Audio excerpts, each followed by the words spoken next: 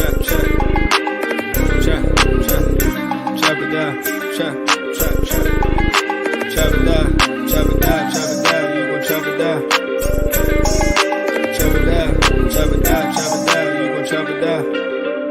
just appreciate everybody watching. Watch him throw the ball, we gon' pick it off. You gon' let him hit the hole or you gon' cut it off. You gon' play through fourth and long or you gon' punt it off. Your defenders, heavy hitters, put your pads in. Don't be looking for the ref to throw no flags in. Keep the helmet on, keep the cleats tight. You the type to want to win by any means, right? You should look alive. This is Trap or Dive. Yes, sir.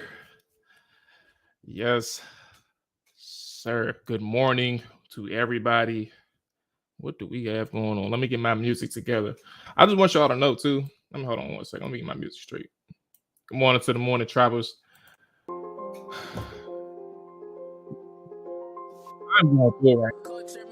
I don't know what's going on, but I've been messed up over the past couple days. So I'm on the injury report this morning, battling through everything. Actually started, I think, Wednesday. If y'all remember that show, when I did the film session. I think it was either Wednesday or Tuesday when it started. I don't know. But I'm about to try my best to get through this junk. You know what I'm saying? Chop it up with y'all for a little bit. Figure out what the hell's going on. But anyway, nonetheless, good morning to everybody. Washington, 3 and 4. Reminder, let's get the administrative items out of the way. Like, subscribe, comment. I guess if you are checking in after the show is over. Let me go ahead. Hey, appreciate you, big dog. What's going on, 757? Yeah, man, we here. Commanders, like I said, 3 and 4. Jared, what's going on, big dog? Appreciate you checking in. I'm trying to figure out, obviously, like the big question. You see the title: can the Commanders establish an identity? And I'm trying to figure out some things because, first off, let me ask you all how y'all doing. You know, I don't want to get straight into it. Yesterday, I don't know if you all are gamblers, but you know what I'm saying, I had me a mediocre day yesterday. I lost. I'm in the red now, officially in the red, but I made some of it back with that Sunday night game with the Dolphins and Steelers. I had the Steelers +7. You know what I'm saying? So I did myself. It was actually surprising, man, the way they played. Kenny Pickett, 3 picks? I think all the picks came in Miami Dolphins territory. I fell asleep praying that I'd cover. I fell asleep in the third quarter praying that I'd cover, and by God, they did. But yeah,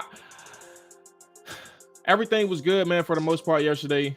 But in terms of this Commanders game, when we talk about identity, there we go. When we talk about identity, I really do think it comes down to what Jerry mentioned, establishing the run. Let's start with the quarterback spot first, and also I want to touch on defense right quick too, because I said a lot yesterday, whether it's through Trap or Die podcast or through the Hog Saving podcast. I said a lot yesterday where I said this defense, Washington's defense, and I guess we can start there because that's going to be the least talked about subject, at least for me. I wasn't too confident after that game, if that makes sense. And while we talked about it on the post-game show, the immediate analysis and takes on the post-game show, I wasn't too confident from what the Commanders defense was showing me still after 2 games. And I acknowledge individual performances, but it was hard for me to say that they played a lights out game or a great game. And that may be taking away a lot of the work that they did. And I'm acknowledging that it may take away the work that they did against the Green Bay Packers. Again, individual performances. Jamin played good. Cole Holcomb played good. Benjamin St. Juste had some really good reps. Wild Goose, solid reps. Obviously, he had a couple penalties, I believe. One of them being on 3rd down. Solid reps. Defensive line, solid. Anytime you do hold regardless of how many rushes and rush attempts that the Packers had, right? They had 12 rushes. Let me pull up the stats right quick for us. Whew. Give me 2 seconds. I'm just pulling up the numbers for us. Okay. So anytime you have 12 rushes and you hold them to 38 yards, regardless of how many rush attempts they had, you're still doing a solid job, right? So like the defensive line and that front seven still held things together. And 0-6 on third down, 0-1 on fourth down. It's still, again, statistically solid games. But it's just hard for me to hold this like account like this whole thing together, knowing that Green Bay missed so much and that offense was so inept. And that's kind of what's holding me back from saying the Commanders defense is doing a great job over these past so-and-so amount of games. Like even with Aaron Rodgers there, right? Even with Aaron Rodgers there, you went up against Cooper Rush, Ryan Tannehill with no weapons. It was really just Derrick Henry. You went up against the Chicago Bears and Justin Fields. Like that goes without saying. And then we turn to Aaron Rodgers, who has no weapons and really has no help against the offensive line. So now your play calling and your strategy, your scheme is severely hampered. So the Commanders took advantage of that, like they're supposed to do, like the defense is supposed to do. They're supposed to take advantage of an offense, especially when you have blood in the water. You're supposed to do just that. I'm not discrediting them. So it's like as the season goes along, it's like when are they going to meet? And I said this on the Hogs Haven podcast. When are they going to meet like the true litmus test? Like, are they really getting better as the weeks go on?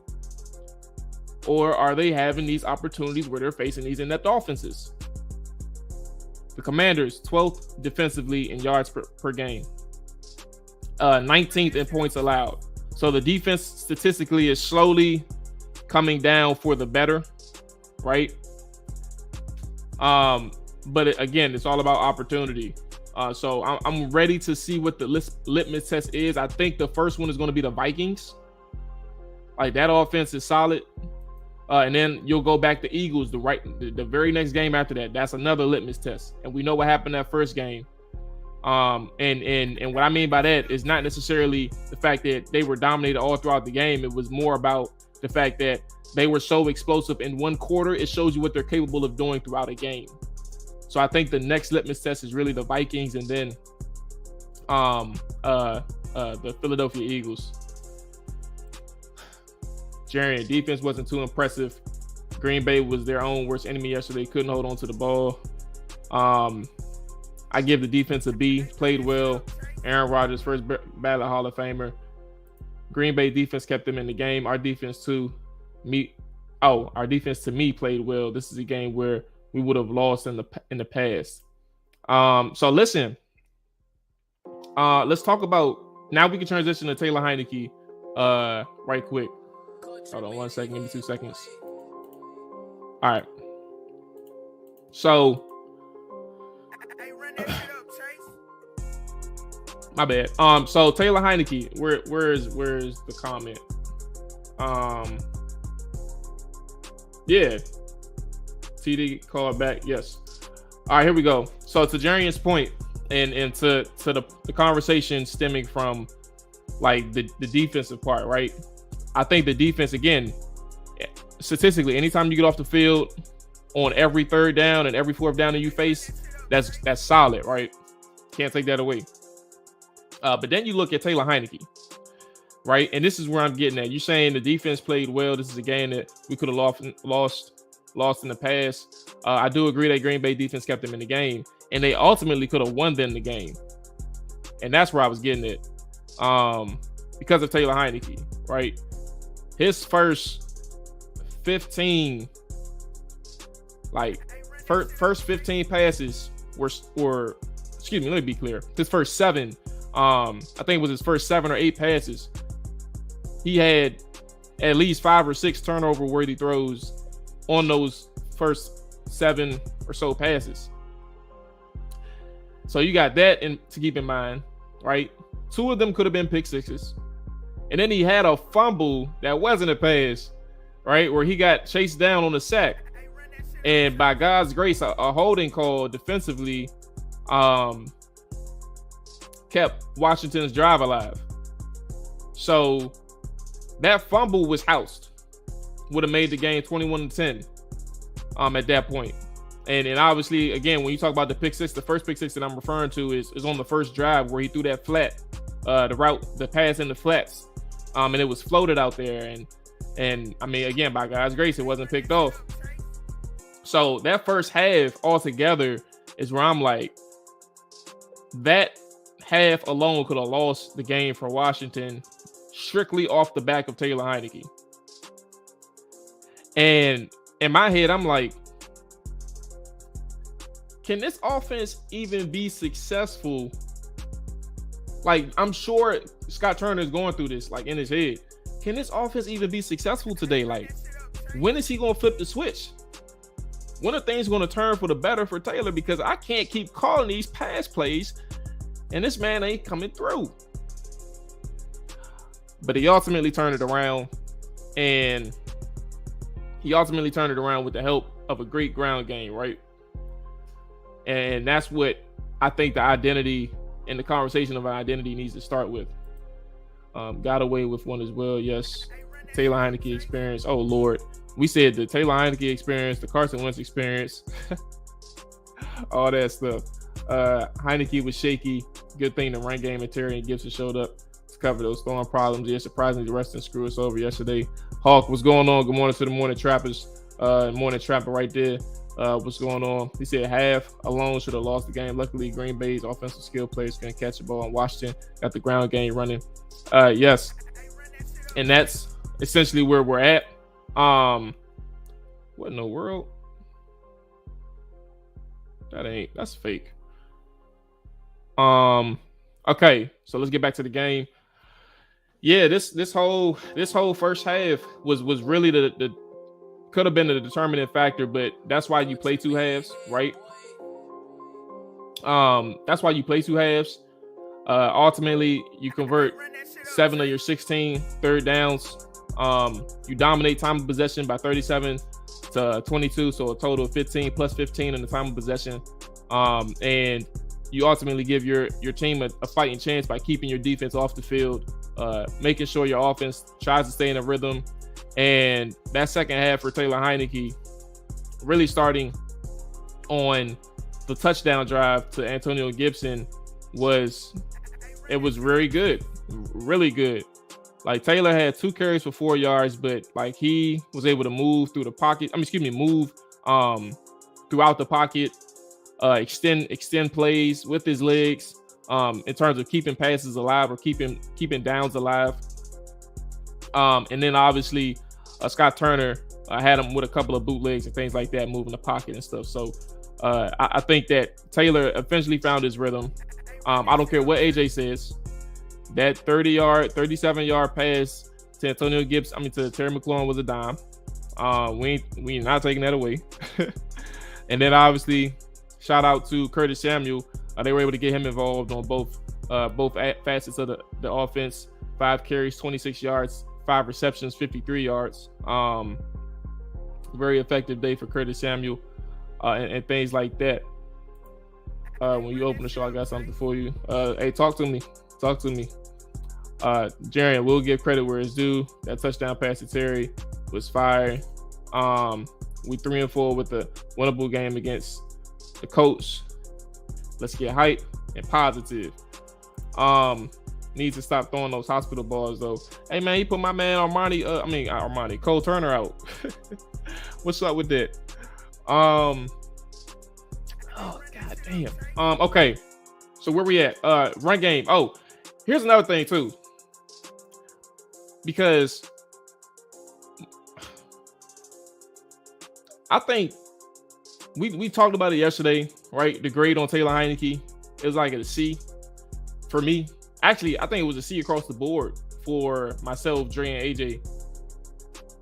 And There were some B's in the chat. There were some C pluses and C's.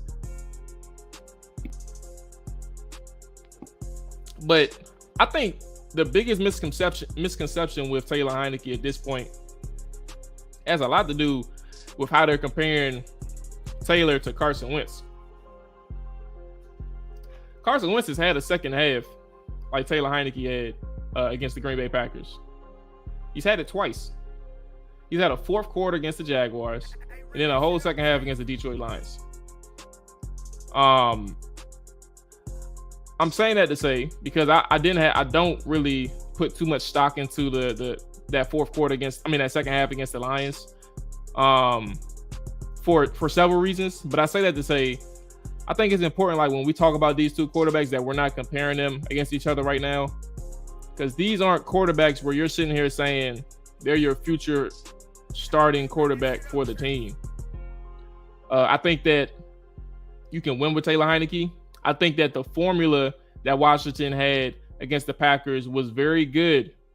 36 carries with your running backs or non-quarterback, because obviously Curtis Samuel got some carries. So you had 36 rushes with your ball carriers. I think that would have been the game plan if Carson Wentz was in there or not. That would have been the game plan, and people aren't really recognizing that part. Like, and this is where the identity comes in. Like, where was the 30 plus carries in previous games, right? Like, I'm about to go through the list right now for us. So we had one against Green Bay in terms of 30 plus carries. 28 against Chicago, still effective on the ground for 128. You had 17 against Tennessee. Oh Lord, I fucked up. 17 against Tennessee. 27 against Dallas. 22 against Philly. 21 against Detroit, and then you had 28 against the Jaguars. First time they went over 30 rushing attempts this season. And for a stable that Washington has, and Brian Robinson, J.D. McKissick, and Antonio Gibson, you got to understand that you got playmakers back there. Like Scott Turner, I'm not the one. Like, I understand you want to showcase your offense, but you got to understand who your quarterbacks are. That's Taylor and that's Carson. You got to understand who your quarterbacks are. And if you're going to tell me that you want to throw them, I mean, obviously Taylor Heinicke had 33 pass attempts. I don't care about the number of pass attempts per se, as long as the rushing, because like if you're effective on your offense, you're going to get more plays. So they had 70 over 70 plays. That is what it is. But as long as those rush attempts are up there, that's what defines your balance. But that's also defining what you want to do as a team. And if you emphasize that, like, you got to understand that those 2-yarders, those 3-yarders, those 5-yarders are always going to, is always going to be there within any game. But you got to believe, if you don't believe in your run game, if you don't believe that your offense can get it done, then, I mean, what are we doing here? You got 3 talented running backs. And I think that thunder lightning thing that people love to refer to, it's kind of cliche, but it's also accurate sometimes if you have the personnel. That's what Brian Robinson and Antonio Gibson can do. Like that 20-yard rush that Antonio Gibson had, he almost housed it, got shoestring tackled again. That man stay getting shoestring tackled. But that shoestring tackle that Antonio Gibson got hit by and could have housed a long one for about 50, I think, or just over 50. Like this is your lightning guy. And I love what J.D. McKissick brings to the table, but he only had one rush attempt. He only had 2 targets. He had 0 catches. He had a total of 1 touch in this game. And while you got to spread it around to your playmakers, you got to understand who you have in your stable. And I like what they did with this game. I like how they used Curtis Samuel, moved him around, and made him a true rushing threat. So I love it. But ultimately, I think the identity revolves around Brian Robinson, Antonio Gibson, J.D. McKissic. That's who it revolves around. Taylor Heineke, Terry McLaurin. That's no disrespect to him because he is the dog. He is their number one guy on offense, right? That goes without saying. Let me be clear. That goes without saying with Jahan Dotson not in the lineup. That goes without saying without Jahan Dotson in the lineup. He is their number one guy. I think Jahan Dotson, especially when he comes back for Taylor Heineke, I think he's gonna be that number one guy. And I think he's gonna be the number one guy with Carson Wentz too. I've been said that I'm on the record for saying he would have been much more active than the other receivers in terms of targets and attention. But ultimately, I say that to say they have receiver weapons, but ultimately, like, you got to understand the talent you have in your backfield too.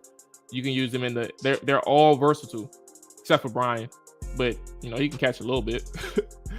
But yeah, that's kind of where I'm at. Let's go ahead and get through some of the comments. If you are just checking in, good morning to all the morning trappers. Make sure you hit that like button. Make sure you hit that subscribe button. If you are new to Trapper Die Podcast, it's truly appreciated.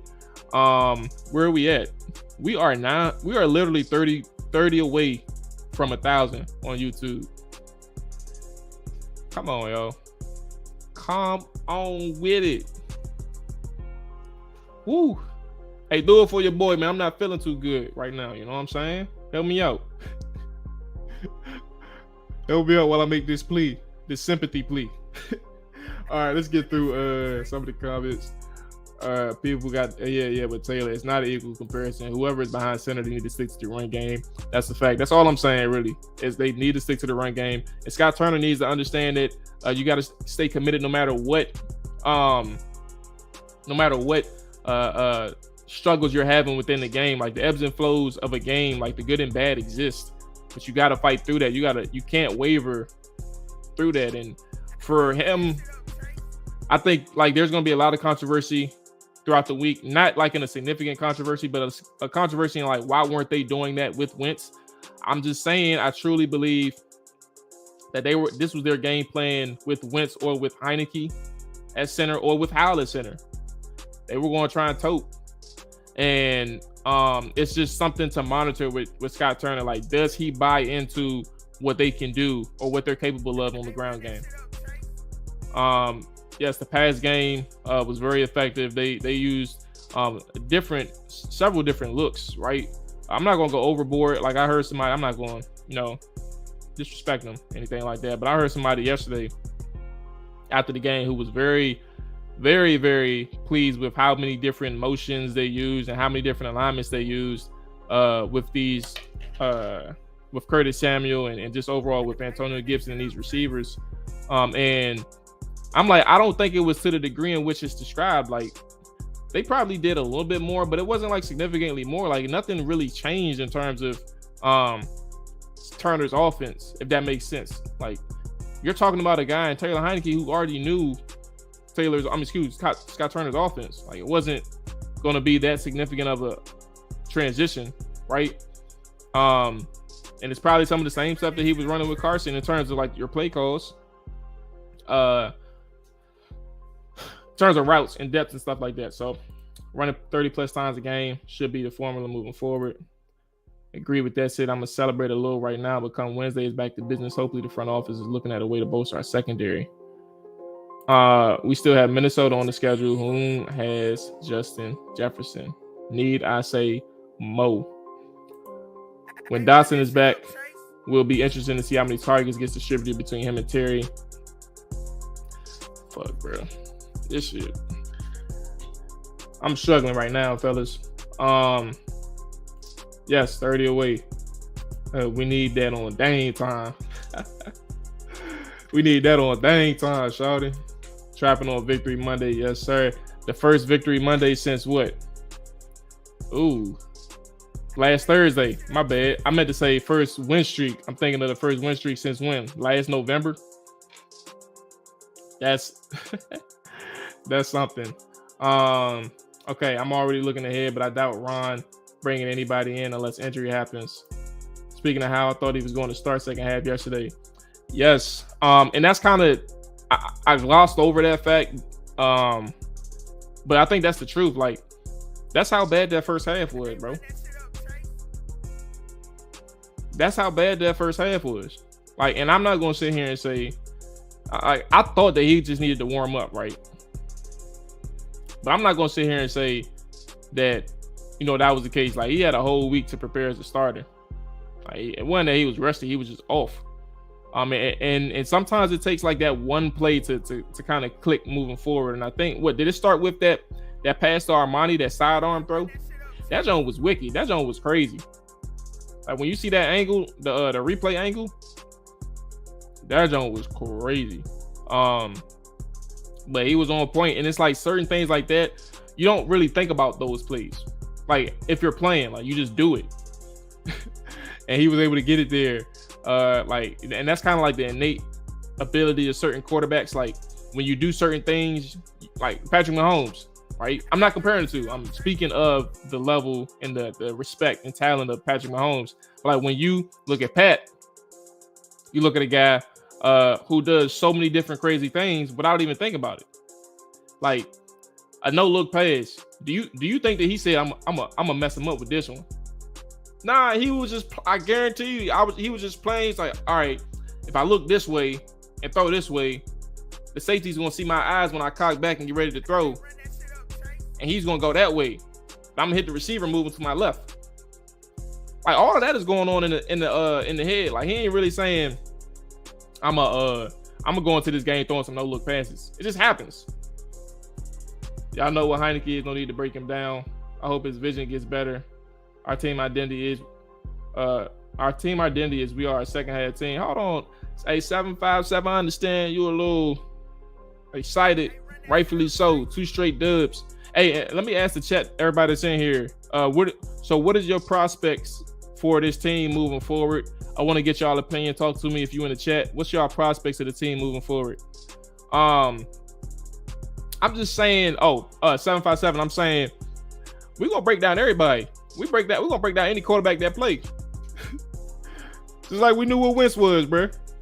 We're gonna break down every quarterback that we play, that we start, excuse me.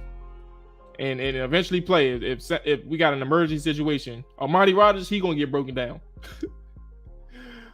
Yeah, it is what it is. But ultimately, where was we at actually? Because he was saying that first half, like, you can't survive that against many other teams. Can't survive that. But luckily, again, and I think my thing is, you going up against another inept offense in the Indianapolis Colts. So you got like two games in a row where you can afford to make a couple of mistakes offensively because you're going up against a terrible defense. A terrible offense. All right, so my expectations moving forward is really, and I'm gonna rehash this in case anybody didn't see the post game. I think that Washington has, so I'm including, when I say this, I'm including Tennessee, Chicago, Green Bay, Indianapolis, Minnesota. So that's 5 teams. I'm including 5 teams when I say this. I think that they had 5 straight winnable games because of how those offenses are playing. I think Minnesota is they're winning right now, but they're not a strong team, but they have a really good effective pass game. So that's the only reason why I say, that's a litmus test for Washington's defense. But from an overall standpoint, like, their defense, the Vikings defense, isn't necessarily something to be feared about. And you have an opportunity to stay in the game if you can, again, establish balance and things like that. So they had 5 straight winnable games. And in theory, they had 6 if you want to count the Dallas Cowboys with a backup quarterback in.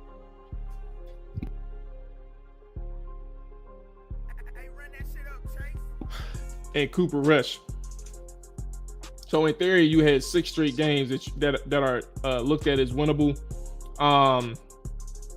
But anyway, like I said, the way that, because I want to be clear too, and I don't want to rewrite, where people were at with this team. I still am skeptical. I don't think that this team is that good, right? And I think that same feeling existed when we played Dallas and Tennessee. They weren't playing good football. and even against Chicago, they weren't playing good football. But ultimately, the fact remains these games are winnable from the opponent standpoint. Indianapolis ain't playing good football. Green Bay ain't playing good football. Chicago not playing good football. Tennessee wasn't playing good football. Dallas was the one team where you can say, all right, they know who Cooper Rush is, but they also have a top 10 defense, a very good defense, and they can control the game so long as they get off the field on defensively. But again, my expectation is you're going up against a team in the coast where, like, you try to establish that ground game, you got a shot. I really like the Colts defense. That's gonna be the staple for them. They're 9th in the league right now.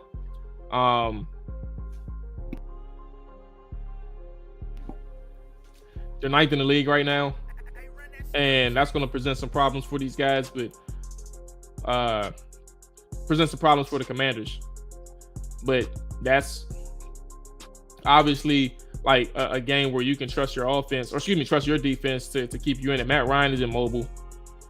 You got a pass rush that can really get after that type of quarterback. He's not Aaron Rodgers, right? Where his mobility threatens you.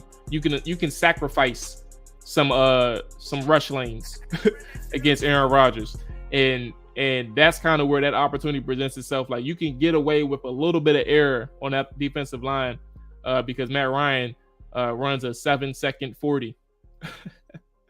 He runs a 7-second 40. By the way, Jamin has looked good. Yeah, he had a good game yesterday. Moving pretty quickly, instinctively, like he's reacting in terms of like off the go, at the snap, recognizing where his gaps are, filling those gaps, and also moving sideline to sideline. Like, that's been something that's really good for the Commanders, but also really good for Jamin just to keep growing. I'm not going to sit here and make any proclamations just yet, but I do like what I see. Like, eventually, not you, us. I'm saying us. Those splash plays are going to start coming. Right now, I'm talking about like forcing turnovers and things like that. And if he's a solid linebacker, that's good enough for now. But ultimately, they want him to be that playmaker in the middle of the defense. Somebody has to do it. Because neither one of them, Cole or Jamin, are playmakers in the sense of like forcing turnovers and things like that. You need to have some type of threatening nature from your linebackers, especially your second level and stuff like that. Yeah. Didn't he come back in towards the end? Yeah, they put him out for a second. Oh my goodness. But what are our expectations? I really need to see more from Scott, right? Let me see if I can pull up the transcripts. And I say that in a good way. Like, there's no way that you can sit here and say that you can't run the ball with this type of team that you have constructed. It was an impressive game. It's an impressive game. And let me see who else talked after the game. Who in the world is that? There's a lot of information here. Hold on. Rivera, LaFleur. Let's see what that boy Ron had to say.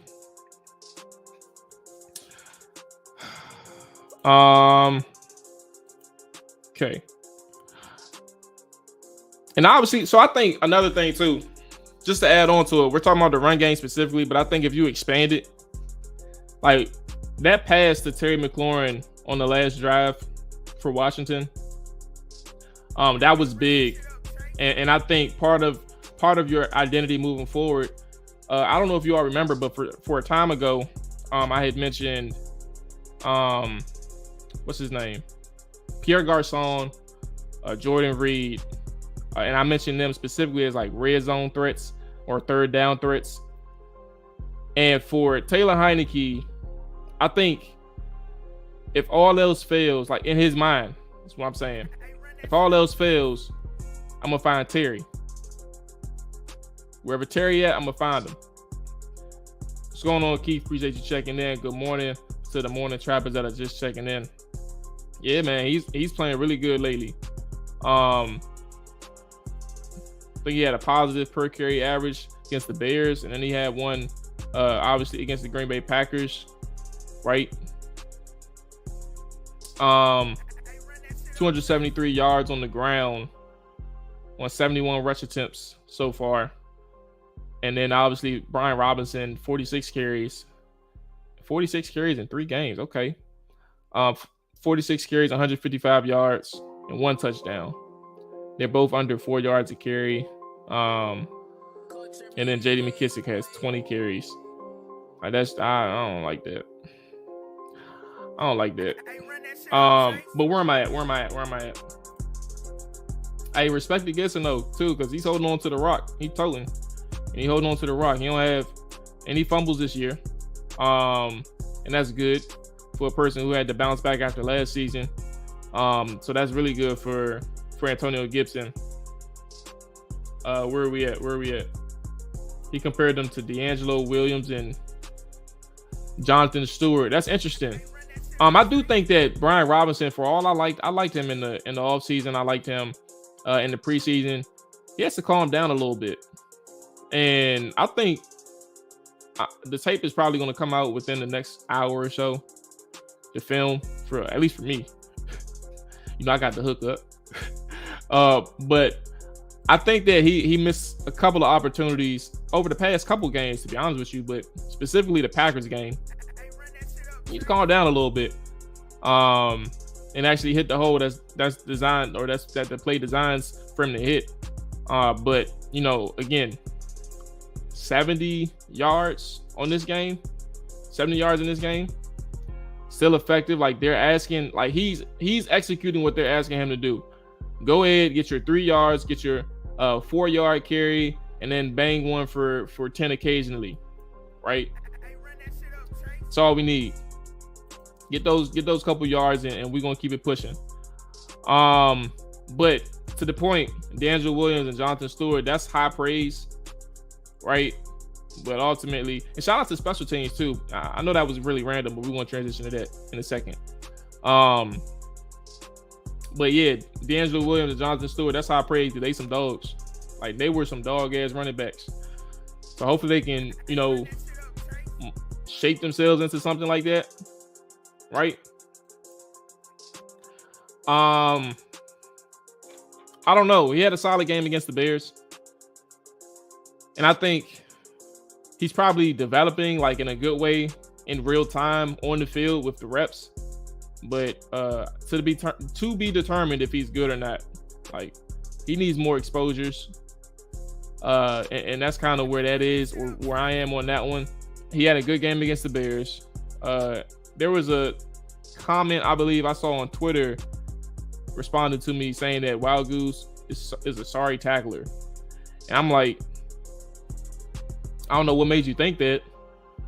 But I that's also a reminder of how people live on like a week-to-week basis with the game and with players. He was solid last week as a tackler against the Bears. So all of a sudden he's trash now because he probably missed one tackle? I don't even know. I don't know. I know that he missed one. I just don't know what it looked like. I don't remember right now. It don't work like that. Like evaluations don't work like that. So and what's going on, OG? My bad. I didn't mean to ignore you. Good morning, big dog. I hope all is well. With you, Alex. I see you. Appreciate everybody checking in. Good morning to all my morning trappers. I got about 15 minutes, man. I ain't gonna lie to you. I am not. I said this in the beginning of the show. I'm fighting through it. I'm not feeling well at all right now. But y'all ain't here for that. We still talking about the mob. I also am anticipating. I want to see what Chase Young is looking like. Like I wonder if this is the week where we get some good news about Chase Young. Ron Rivera spoke on it in the post game. He said, everything was pretty good. He did the workout. I think we all saw the workout pre-game, the ladder drills, stuff like that, and he's looking actually really good. Like he's looking confident in that leg. And I'm not no doctor, so I'm not going to go any further than he's looking confident. And I didn't see him like hesitate on his cuts when he planted his leg. That's all I'm gonna say. I'm not going to go any further, but I'm interested to seeing what Chase Young can do in terms of this week and his rehab, and if he can get cleared to at least practice and get some limited get some limited snaps moving forward. So we'll see if they can turn things around, because if he can come back, that's another person where you're like. So here's the thing, like my game plan against Chicago, I mean the Packers, was about trying to find ways to get to the quarterback based on who their offensive lineman was, right? And where they were situated. Green Bay did an entire swap of their offensive line. Like none of where, like Elgin Jenkins, I think he ended up playing at tackle, I believe, if not left guard. He was originally on the right side last week. I think it was another dude, like a right guard last week. I think he stayed there, but ultimately, my point is, and I'm bringing this up for Chase Young. He's that guy that Washington doesn't have right now outside of Shaka Toney. He's the explosive guy. He's the quick twitch guy, right? That's who Chase Young is. Like, he makes plays off explosiveness. His get off is crazy. He has some good power moves, but he's winning through explosive first steps. And Shaka Toney is the other guy like that, but he's not as skilled as Chase Young, and he's not as powerful as Chase Young. So Washington is lacking right now that number 2 overall presence on that defense. And I think what that does for a guy like Montez Sweat, who's playing solid right now on the edge, and you have your 2 interior guys playing really good, Chase Young adds another dimension to that rush, that pass rush. And that's where I'm getting at. Like, I would love to see where Chase Young is. And if this is a week that he can really come back, it's really good for Washington, because you're going up against a statue in the pocket. And then you got Kirk Cousins after that. He ain't that mobile. He can scoop a little bit if he has to. Like, if he's scared for his life, he gonna scoop. But that's about it. Like, you can still move around with him. Okay. Yeah, look, they good without William Jackson. I think it's safe to say that Jackson is an individual who is going to take his time recovering from his back. And what really freezes me with William Jackson, everybody keeps saying trade him, right? But I'm sitting here thinking, like, why would teams trade for an injured player? Because he's claiming his back is hurt. And also William Jackson saying that he didn't demand no trade. So it could have been his agent, which is, normal. But he's saying that he didn't demand a trade. So a couple things going in that instance. He may just be a reserve role for Benjamin St-Juste. And his season may wither away on the bench. It is what it is sometimes, player. It is what it is sometimes. Or IR him. I don't know. Are you going to elevate? I think that's a good idea though, Jerry. I ain't gonna lie to you. I think that's a really good idea. So you may want to IR him, bring up Danny Johnson. I think they actually elevated Danny already. I may be mistaken, but I think they elevated Danny already. Donnell, what's going on? Good morning to you, big dog. Good morning. Yeah, he hurt it. He said he hurt his back. If he hurt his back in the offseason, it's also problematic. And it's still lingering to this point as well. So it's like you can't, like, I don't see a team trading for that. So it's funny how he mentions his back and at the same time he wants to trade. I don't think that's going to work out for him. I think he heard himself mention that he has back problems. He should have just sucked it up, but I'm sure a team would have done a physical anyway. Okay. Where are we at? I'm mad because I forgot what I was going to talk about early on, and we ended up transitioning to running backs. Give me 2 seconds. I hate this. Was he at the Fitzpatrick? Oh, Lord Jesus. Was he at the Fitzpatrick Water Park? Hey, I appreciate you, Dran. Appreciate you, big dog. Should know Wednesday on Chase. Okay. That's perfect then. I'm glad you said that because I didn't know. Yeah, man, I don't know what the hell going on. I ain't gonna lie to you, bro. This a little wicked. Hey, I don't know if you like what helps for like neck up pain. Tea, right? Tea helps, right? Hey, tea helps, right? I just need to know what type of tea. Cause I ain't got nothing in the crib right now. Okay, let's keep going. Hold on, we got about 10 more minutes, man. What other things stuck out to y'all? Oh, special teams, that's what it was. I got distracted. Special teams. First thing first, Joey Sly. I don't have a huge problem with Joey Sly. But those random misses are like, bro, both of those misses came inside the 50. Both in the 40-yard range. He missed one last week, he missed one this week. And I think my thing is, my Earl Grey. Okay. For real, Earl Grey for sure? Or I'm gonna trust you. It's whatever. I appreciate you. I do have oh shit. I have ibuprofen. Ibuprofen works. I don't know. I'm gonna try. I'm gonna look it up. Spot tea. Okay. All right, we got some suggestions. Earl Grey, ibuprofen, and spot tea. The store is right down the street, so I'll look into it. But I think my thing is with kickers. Okay. Yes, you're right, Jaren. Appreciate you.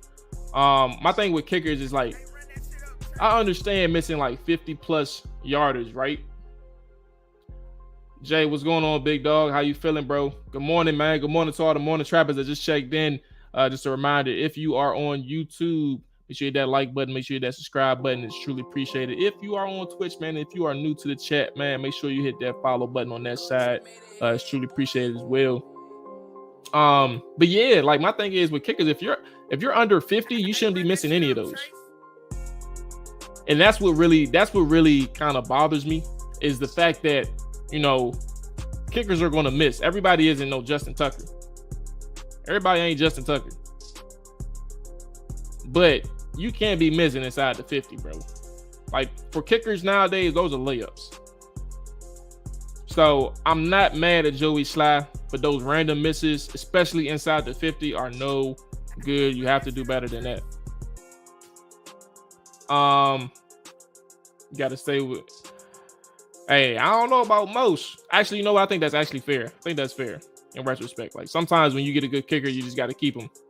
And I think for the most part so far, especially last year, because Joey Sly, the only kick that he missed was blocked. And that's where he hurt his hamstring, ironically, trying to chase down the return man against Seattle. So yeah, like to that point, I don't think that Joey Sly is a bad kicker right now. But you can't miss those inside the 40. I mean, inside the 50, excuse me. But yeah, that's one thing, right? And then Christian Holmes, like I think a lot of things are going unnoticed on special teams, right? There's two things. Let me start with Christian Holmes. That's the first one. Christian Holmes is finding himself a knack on special teams. I think he was involved on 2 big plays. One, I think he helped down one inside the 5 for the Green Bay. I mean, for the Commanders. And I can't remember the second one, but he was involved with 2. Maybe the fumble recovery. Obviously, I know Percy Butler recovered the fumble, but like, was he involved with that one as well? I don't remember. That's 2 things. And then Antonio Gibson. That was the second thing. Justin Tucker, Bengals kicker Mason Carby, Sebastian Janikowski. That boy had a boot. Sebastian had a boot. He earned that first round pick. He earned that first round pick. Okay, so where was I at? Antonio Gibson. The all-purpose yards, man. I think that's what people like when he gets the kick. He ain't wasting no yards. He ain't wasting no steps. And I think that's the difference between Dax. There's 2 things. That's the difference between Dax Milne and Antonio Gibson, right? Like Dax is a little flustered. He's more flustered on punt return. Like everything looks like it's moving a little bit too fast for him. I even said yesterday, and I've noticed this for some time, Dax Milne hasn't been a player that was really able to break a first tackle. And I think that's important when you're a specialist. you got to try to make somebody miss, right? Receivers is different. Like, everybody isn't a yak god. But if you're going to be a specialist and you provide nothing, whether it's your decision making in terms of when you decide to take a punt or take a kick, if you don't have that explosiveness, that's something. And if you can't make anybody miss, that's something. And I think that's what really gets in the way of Dax Milne. And you're still seeing that on punt return, but I think they just trust him, right? Because Dax Milne is not fumbling the football. He's able to fair catch, whatever. But you see Antonio Gibson on kickoffs, he's not wasting any steps. He's explosive. He's gotten the ball back to the 30 a couple times in that one game against the Packers. He's gotten the ball back to the 30 or close to the 30, beyond the 25 for sure. So I think with Antonio Gibson, somebody mentioned putting him at punt return or J.D. McKissic at punt return. I don't agree with that. I don't agree with J.D. McKissic being back there. I think that you can see some Jahan Dotson and or Antonio Gibson, but I don't know what the plans are. Like, again, Dax Milne doesn't really provide you with anything, so it's just a little confusing. And maybe they're just content with, I don't know, even his decision making, man. Sometimes he's fielding some punts that he shouldn't, and sometimes he's letting go some punts where it's like you knew you should have got under that. So I don't know, man. It's a little confusing. That ain't my specialty to really dive into that too much, but I can tell you Dax Milne ain't the guy where he's really threatening you when the ball is in his hands. What's going on, OG Nick? Appreciate you checking in. He is versatile for sure. Appreciate you checking in. All right, so where are we at? Antonio Gibson, the defense, one last nugget for them. Third downs. Y'all know that they're allowing just 29% on third down. That's second in the NFL. And regardless of all the missed opportunities that the other teams are having, it's a solid number altogether. Keeping teams off the field after third down. They were solid even throughout the win streak as well, so I don't want to discredit them. Like, the defense on third down is waking up. Jack Del Rio has found one thing that's consistent, right? They are getting better defending in terms of like explosive plays allowed. But if there's one thing that's been consistent all season long, it's getting off the field on third down and giving your offense so many different opportunities to try and put points on the board. And they finally get above the 17-point threshold. Or that was, I think, their average heading into the season. Heading into this game, scoring 23 against the Packers. Suppose we trade Dax Milne for Elijah Moore straight up. Hey, look, God bless, because we ain't. Hey, God bless. This defense has been what we wanted. The struggles have been when the offense fails and puts the defense back on the field over and over. I know y'all hate JDR. Hold on now. OG, dude. Now, hate is a strong word. But here's the thing. I'm going to ask you, and it's going to be the last thing, everybody. Be back tomorrow for the Chopper Dive podcast. Maybe. I don't know what the hell going on, bro. So let's say we're expecting to be back tomorrow for the Chopper Dive podcast. Same thing for Wednesday morning, Commander Morning Show. 9 times out of 10, 90% chance we will be back live. But let me ask you, OG, and this is my last thing. Are you saying, like, that y'all part? I know y'all hate JDR, but his unit is solid. Are we gonna like disregard the fact that they lead the league in explosive plays allowed? Whether it's through air or through ground, right? They led the league in explosive plays allowed.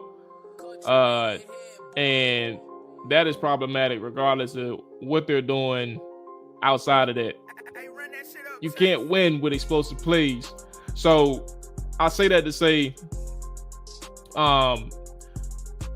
is it a y'all hate thing, or people are really are frustrated with how the defense played under Jack Del Rio. And if you ask me, I think they've been frustrated with how that defense has played. I think they're doing a good job now in terms of trying to stabilize the defense. Again, I started off the show. Hawk said he let up on JDR a minute ago. And yeah, my focus has been on Scott Turner as well. I'm not one who's saying the defense is terrible, but if y'all listen to the beginning of the show, my concern is that they're playing good, but the opportunities for them to play well are also due to the fact of the opponents that they're playing, right? The Tennessee Titans, they're limited. Jack Del Rio knew it. The defense took advantage of that. Chicago Bears, they're limited. Jack Del Rio knew it, taking advantage of that. Dallas Cowboys, same thing. They're limited. They took advantage of that and yet still gave up explosives. And then the Green Bay Packers, same thing. They're limited. Jack Del Rio and company knew that, and they took advantage of it. And that's not, he said, those players are dust. Overall, the unit has done its job. Can't keep the deal on the field all game without putting points up. Yeah, so that's kind of where I'm at. Like, that's what my hesitation is. So like, I'm giving him credit, but it's like I can't give him complete credit yet. Personally, I'm flummoxed. I don't even know if I use that word right. I'm flummoxed. I'm perplexed. It's a wait and see mode for me. I think the Colts provide another good opportunity for this defense. So I don't think the Colts are really a threat offensively. I can't ignore Jonathan Taylor. He is a dog running back, and he is a threat, to be clear. But I think from an overall perspective, if you can really shut him down, and you're shutting down the offense. But I think the next test comes against the Vikings and the Eagles, primarily the Eagles. So yeah, that's kind of where I'm at with this defense. That's gonna be the last thing I say, because I am dying. Yeah, that is the wild card, man. All right, so like I said, we're gonna be back tomorrow for Trap or Die. 90% chance we are. In case we aren't, I'm just putting that out there, but 90% chance we're back tomorrow, Trap or Die podcast. And then obviously Wednesday, Commanders Morning Show. And then the schedule is Thursday. We have the pregame show for Commanders and Colts. The Dan Snyder versus Irsay battle. It ain't no Carson Wentz anymore. No more Carson Wentz versus Irsay. So yeah, that's where we are with that game. Y'all be safe. Yes, sir. Yes, sir. Y'all be safe, man. Enjoy y'all morning, man. It's a victory morning. Turn up however you like. Talk about whatever you like. Go into the rest of the day with the positive mindset. Whatever you need to do, man. Y'all be safe, man. Enjoy y'all day. All that good stuff. I'll catch y'all later. Peace.